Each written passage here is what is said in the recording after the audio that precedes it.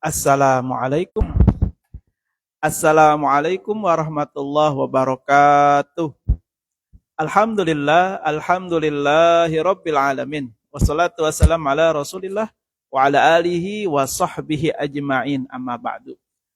Alhamdulillah, mari kita panjatkan puja dan puji serta rasa syukur kepada Allah atas limpahan nikmat yang begitu banyak sampai hari ini, sehingga Allah memberikan kita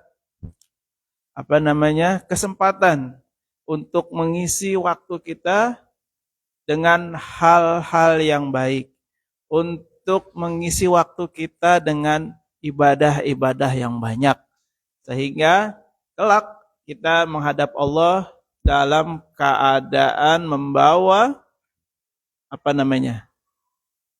kebaikan-kebaikan yang banyak, ya.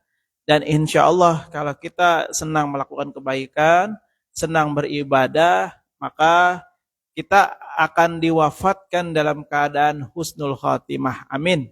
Ya Rabbal Alamin. Itu yang pertama. Yang kedua, mari kita bersolawat kepada Rasulullah Sallallahu Alaihi Wasallam. Solawat ini memang berat bagi mereka yang tidak terbiasa. Oleh karena itu, ayo kita biasakan. Bersolawat itu tidak berhenti hanya pada waktu sholat. Walaupun kita ketahui ketika sholat itu memang ada kalimat atau redaksi atau doa yang berbunyi dengan solawat itu sendiri. Tapi seorang muslim tidak cukup kalau hanya mengandalkan ketika bacaan sholat saja. Ayo kita perbanyak solawat kita. Allahumma salli ala Muhammad wa ala ali Muhammad. Allahumma salli ala Muhammad wa ala ali Muhammad. Allahumma salli ala Muhammad wa ala ali Sayyidina Muhammad. Ya Allah, jadikan hamba termasuk orang-orang yang cinta kepada Rasul-Mu, ya Allah. Jadikan hamba termasuk orang-orang yang gemar bersolawat, ya Allah.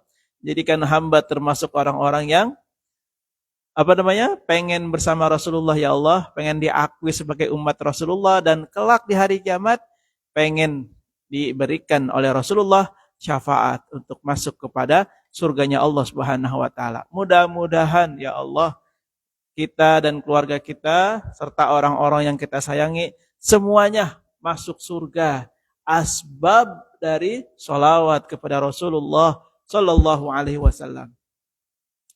Baik, melanjutkan pengajian kita masih dalam kitab Nasaihul Ibad, yang sekarang kita masuk kepada bab yang ketiga di maqalah yang ke-19. Wal maqalatu at-tasi'ata asyarata, yakni dan maqalah yang ke-19.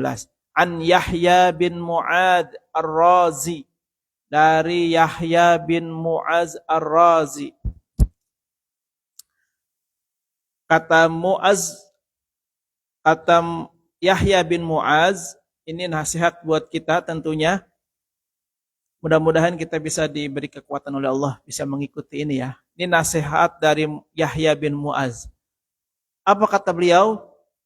Tuba liman taraka dunya qabla an tatrukah.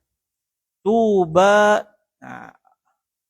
bahagialah bagi orang yang meninggalkan dunia sebelum dia meninggalkannya.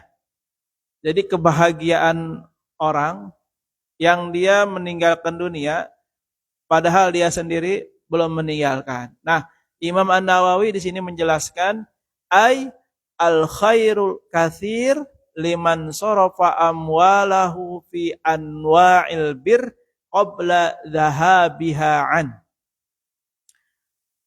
Maksudnya adalah orang yang mampu berbuat banyak kebaikan dan memanfaatkan sebaik-baiknya hartanya dengan penuh kebermanfaatan sebelum kesempatan itu hilang.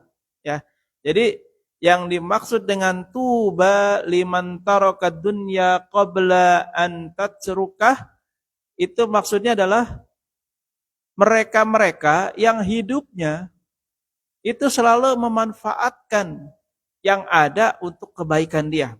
kesehatan untuk kebaikan, rezeki untuk kebaikan. Itu kata Yahya bin Mu'az seperti orang yang meninggalkan dunia padahal dia masih ada di atas dunia. Nah, itu seperti itu maksudnya.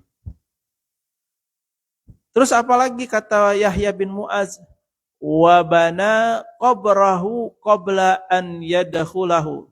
Dan sudah membuat kubur sebelum dia masuk ke dalam kuburnya. Artinya dia sudah menyiapkan kuburannya sebelum dia meninggal. Nah, Imam An-Nawawi menjelaskan nih kalimat ini dengan bi anna amila ma fihi taunisun fi qabri. Apa artinya? Dengan mengamalkan semua perkara-perkara yang bisa menjadi kesenangan ketika nanti dikubur. Itu maksudnya. Jadi yang dimaksud dengan membangun kubur sebelum dia meninggal adalah memperbanyak perbuatan-perbuatan yang dapat menyenangkan dia ketika nanti masuk ke dalam kubur. Nah, itu kalimatnya. Nah, terus apalagi wa arda rabbah qabla an yalqahu. Wa arda rabbah, dan dia ridha kepada Tuhannya qabla an yalqahu, sebelum dia bertemu dengannya, dengan Allah Subhanahu wa taala. Artinya apa? Dengan keridhaan dia rela melakukan ketaatan-ketaatan, ya, melakukan ibadah-ibadah sebelum dia meninggalkan dunia ini. Nah, tentu Yahya bin Mu'az ini memberikan nasihat ini sampai juga kepada kita agar kita bisa mengamalkan yang beliau nasihatkan kepada kita. Yang pertama, berbahagialah mereka yang meninggalkan dunia sebelum dia wafat. Yang kedua, berbahagialah mereka yang membangun kuburnya sebelum dia wafat. Yang ketiga, berbahagialah dia yang ridho kepada Tuhannya sebelum dia bertemu kepada Tuhannya.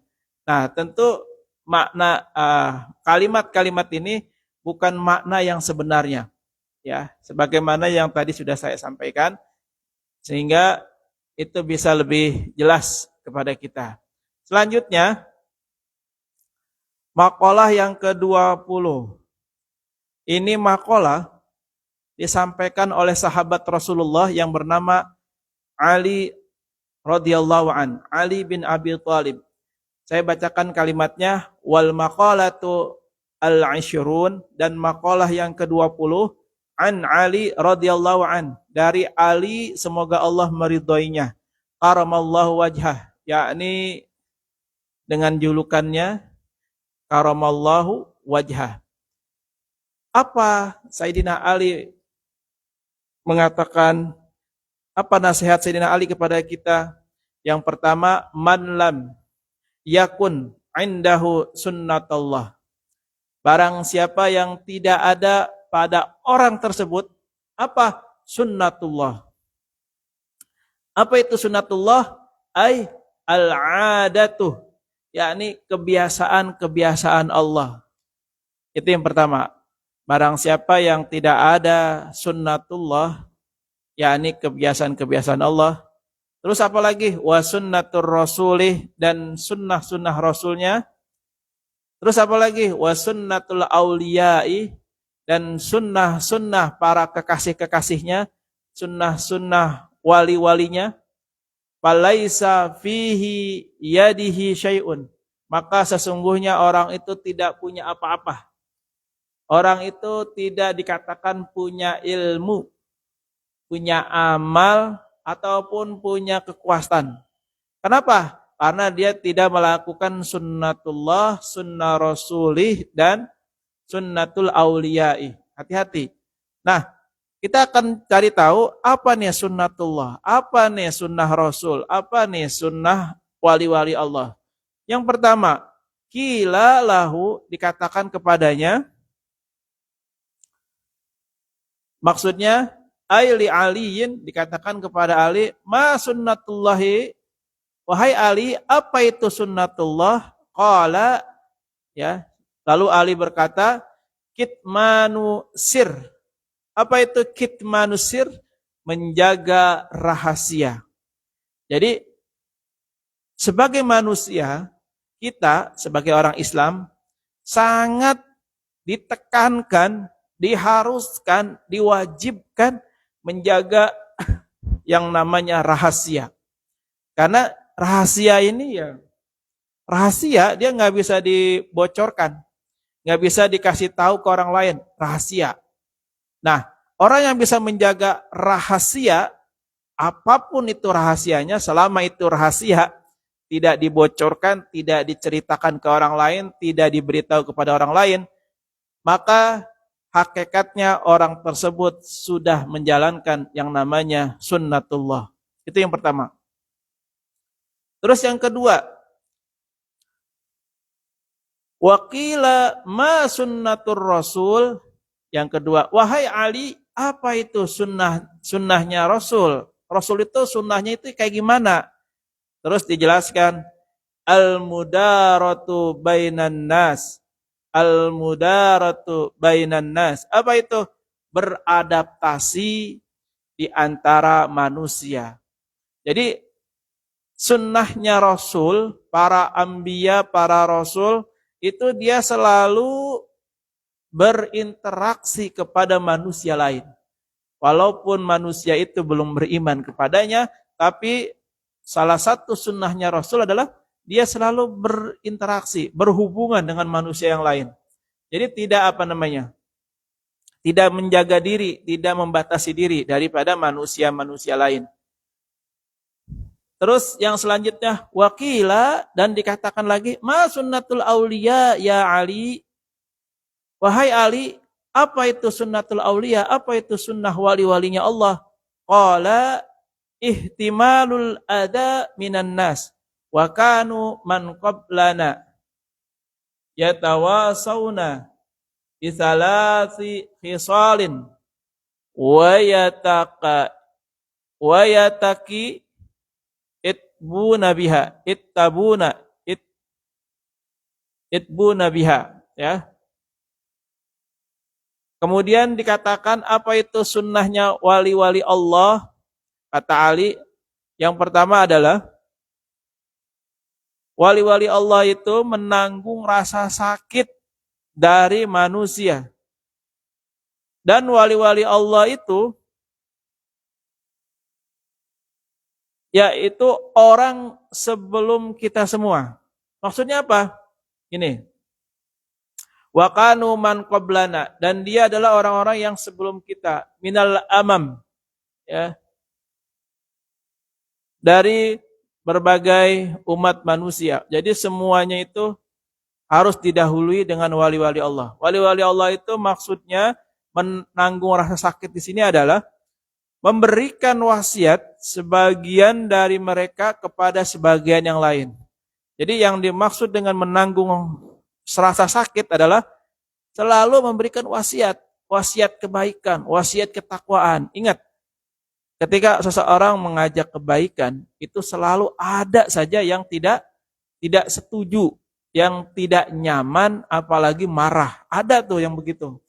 Artinya apa? Orang yang mampu memberikan wasiat kebaikan, wasiat ketakwaan, maka dia sudah melakukan sunnatul aulia. Sunnahnya aulia. Masya Allah, ya. Makanya sedikit nih orang yang mampu memberikan kebaikan kepada orang lain. Mencontohkan, meneladani, mengingatkan, menjelaskan. Sedikit orang yang mampu menjelaskan itu semuanya. Nah, kemudian di sini dikatakan bagaimana cara menyampaikan nasihat itu, wasiat itu. Bisalasi khisalin, dengan 3 perkara. Dan mana? Bisalasi khisalin wa yataqi itbuna biha, ya. Dengan mengirimkan surat dengan 3 perkara tersebut. Jadi surat ini ya dibuat sedemikian rupa untuk disampaikan kepada orang lain.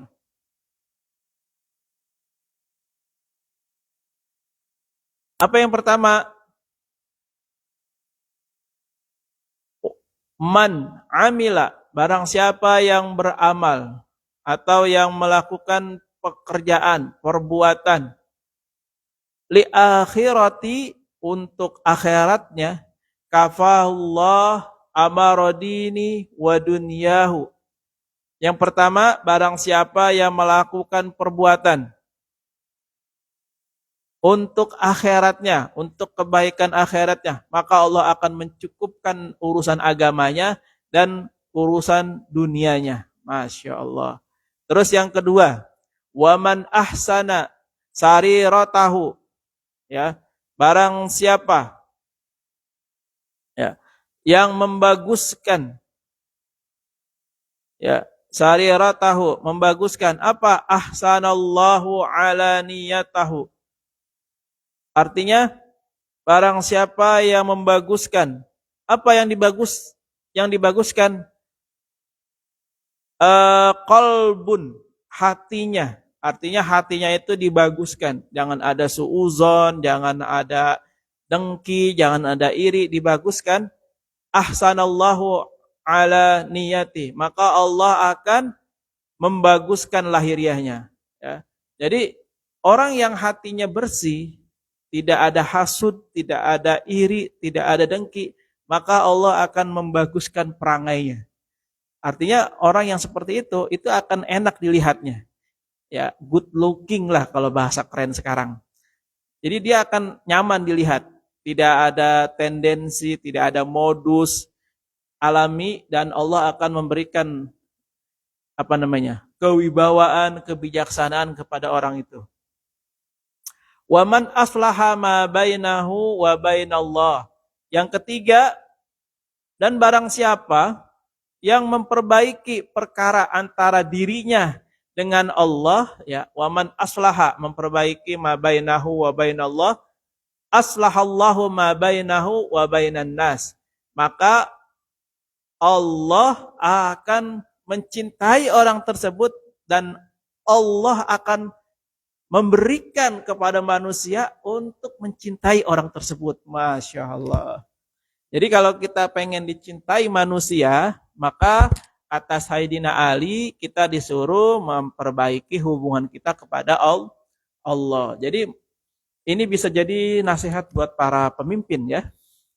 Kalau pemimpin ini pengen dicintai oleh rakyatnya, maka yang pertama yang harus dilakukan adalah perbaiki hubungannya dengan Allah Subhanahu wa taala.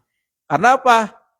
Kata Imam Ali, ketika orang itu sudah memperbaiki hubungannya dengan Allah, aslahallahu ma bainahu wa bainan nas. Kata Sayyidina Ali nih.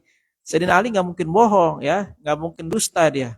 Kata Allah, orang yang memperbaiki hubungan dengan Allah, maka Allah akan memperbaiki hubungannya dengan memberikan rasa cinta manusia kepada orang tersebut. Wah, keren. Ya, ini ilmu bagi kita semua. Kalau kita pengen disukai oleh orang lain, pengen dihargai oleh orang lain, pengen dihormati oleh orang lain, ayo kita perbaiki hubungan kita kepada Allah Subhanahu wa taala. Itu ya. Sementara itu dulu, nanti kita sambung lagi. Mudah-mudahan ini yang sedikit menjadi kebaikan buat kita semua. Ini yang sedikit menjadi pahala bagi kita semua. Kalau baik, alhamdulillah. Kalau bermanfaat, alhamdulillah. Kalau tidak, ya di skip aja. Dihapus saja, ya. Mohon maaf jika ada yang salah. Mohon maaf jika ada yang kurang berkenan. Allahu a'lam bishawab. Hadanallahu wa iyyakum ajmain. Assalamualaikum warahmatullahi wabarakatuh.